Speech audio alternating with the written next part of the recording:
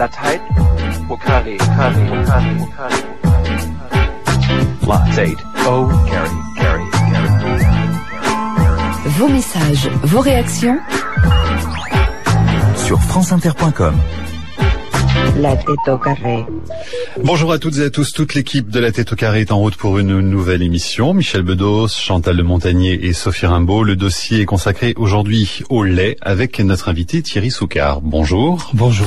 Vous êtes journaliste scientifique, rédacteur en chef de Nutrition.fr et du site santé du Nouvel Observateur et vous publiez Lait, mensonges et propagande aux éditions Thierry Soucard. Ça veut dire quoi, qu'il vaut mieux être publié par soi-même pour parler de ce sujet? Non, pas du tout. Ça fait un an que nous avions l'intention de créer une maison d'édition dans le domaine de la santé pour donner la parole justement à ce type de propos, à ce type de thème. Nous avons beaucoup de chercheurs qui ont envie de s'exprimer d'une manière un peu différente. Donc la maison d'édition a été créée et puis le précédent ouvrage Santé, mensonges et propagande avait été publié au Seuil. Bon, j'ai trouvé naturel de publier l'ouvrage suivant dans ma maison d'édition. Alors, sur la couverture de votre livre, on peut lire les 10 maladies que l'industrie laitière vous cache, une explication révolutionnaire à l'épidémie d'ostéoporose. Vous avez donc décidé de nous montrer que la consommation de produits laitiers, largement encouragée par les industriels et les nutritionnistes, peut se révéler dangereuse pour la santé. La préface est signée du professeur Henri Joyeux et le cancérologue, dans sa préface, justement, parle de la consommation de lait dans le monde en appelant ça le lactolisme. Il évoque une intoxication par le lait de vache et des allégations de santé qui sont le plus souvent fausses, dit-il. Il ajoute que le corps médical lui-même est intoxiqué par le calcium.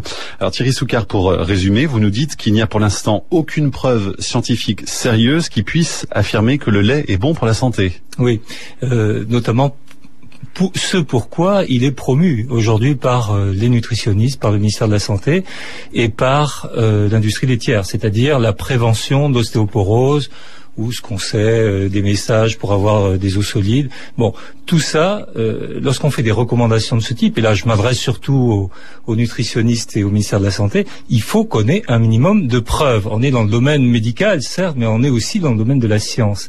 Or, nous ne possédons à l'heure actuelle aucune preuve qu'en consommant plus de laitage, on a des os en meilleure santé. Au contraire, on a un certain nombre de données que je pourrais vous détailler, mais qui montrent que les pays notamment qui consomment le plus de laitage, qui sont les pays scandinaves, les pays d'Europe du Nord, l'Amérique du Nord, l'Australie, sont les pays dans lesquels on compte le plus de fractures. Mais ça veut dire quoi, qu'on aurait des preuves scientifiques inverses, c'est-à-dire uniquement des preuves scientifiques sur le fait que le lait serait mauvais pour la santé et aucune preuve scientifique disant qu'au contraire le lait serait bon pour la santé? Alors, nous avons deux types de preuves. Ça paraît étrange quand même. Oui, nous avons deux types de preuves à notre disposition. Parlons science, essayons d'être rigoureux. Lorsqu'on examine ce genre de relation, on regarde d'un côté ce qu'on appelle des études écologiques. C'est quoi? C'est des études par pays. On regarde ce qu'un pays dans sa globalité consomme en termes de calcium laitier, par exemple, et on regarde l'incidence, c'est-à-dire le nombre, chaque année, de fractures du col du fémur. Prenons par exemple ceci. Alors, l'Organisation mondiale de la santé, il y a 5 ans, a fait un colloque international qui s'appelait, je vous livre le titre, le paradoxe du calcium. Le paradoxe du calcium, c'est ce que je viens de vous exposer. C'est-à-dire que les pays qui sont les plus gros consommateurs de calcium laitier sont ceux qui ont le plus de fractures du col du fémur. Mais on fait le lien direct entre la consommation de lait et les fractures ou pas? On fait, non. Alors, non. Ça, c'est pour ça que ça ne suffit pas. Encore une fois, j'ai essayé d'être rigoureux dans ce que j'ai écrit. Ça ne suffit pas d'associer une consommation de lait élevée à un risque de fracture pour dire le lait fait les fractures. Ça ne suffit pas. Il faut d'autres types de preuves. Ces preuves, elles viennent notamment de ce qu'on appelle l'épidémiologie. L'épidémiologie, à la différence des études par pays, elle suit le comportement alimentaire de, mettons, 20 000 ou 30 000 personnes pendant 20 ans, et on examine leur état de santé régulièrement. Et là, ça nous donne disons, une image un petit peu plus précise, même si ça ne permet toujours pas de dire il y a lien de cause à effet, ça nous donne quand même quelque chose de plus précis. Nous avons aujourd'hui à notre disposition plus d'une centaine d'études de ce type-là, qui ont regardé pendant X années ce que consommaient vos collaborateurs, et qui ont regardé ce qui se passait en termes d'état de santé. lorsqu'on analyse l'ensemble de ces études. Il y a des études qui montrent que le lait, c'est quelque chose de bien. Il y a des études qui montrent que le lait, au contraire, c'est quelque chose de mal. Lorsqu'on analyse globalement les résultats de ces études, ça s'appelle des méta-analyses en épidémiologie, eh bien, on s'aperçoit qu'il n'y a absolument aucune relation entre le fait d'avoir consommé beaucoup de laitage, d'en consommer beaucoup, et le fait d'avoir des os solides. Donc, c'est à partir de ce type de preuves que, en science, on doit se déterminer. Est-ce qu'on est capable aujourd'hui, parce qu'on est responsable de santé publique, de dire vous devez consommer des laitages et vous aurez des os en meilleure santé? Si on est capable de le dire, c'est qu'on doit justifier de ce discours. Or, aujourd'hui, c'est impossible. Je mets au défi n'importe qui. Est-ce qu'il y a des études françaises dans les études justement dont vous parlez dans le livre? Il n'y a absolument aucune étude française. Pour quelle raison? Pour plusieurs raisons. D'abord, on n'a pas de tradition d'épidémiologie en France. Ensuite, la nutrition, c'est la roue, la dernière roue du carrosse en France.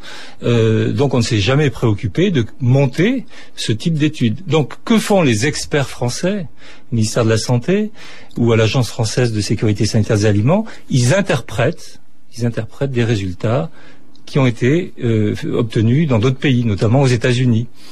Or, quand vous interprétez, vous amenez dans l'interprétation vos propres a priori, votre formation, vos liens, puisque beaucoup de ces experts travaillent pour l'industrie laitière. Et donc, l'interprétation ne suffit pas. Moi, ce que j'ai fait dans Les mensonges et propagande, c'est me rapprocher des gens qui ont mené des études, leur donner la parole, et lorsqu'on leur donne la parole, ils disent on ne peut pas aujourd'hui faire ce type de recommandations. Et même certains, je parle du professeur Willett de Harvard, dit il est aujourd'hui irresponsable de faire ce type de recommandations. Alors, on verra pourquoi avec vous, ce livre qui contredit donc les messages du programme national Nutrition Santé avec ses recommandations, 3 à 4 laitages par jour.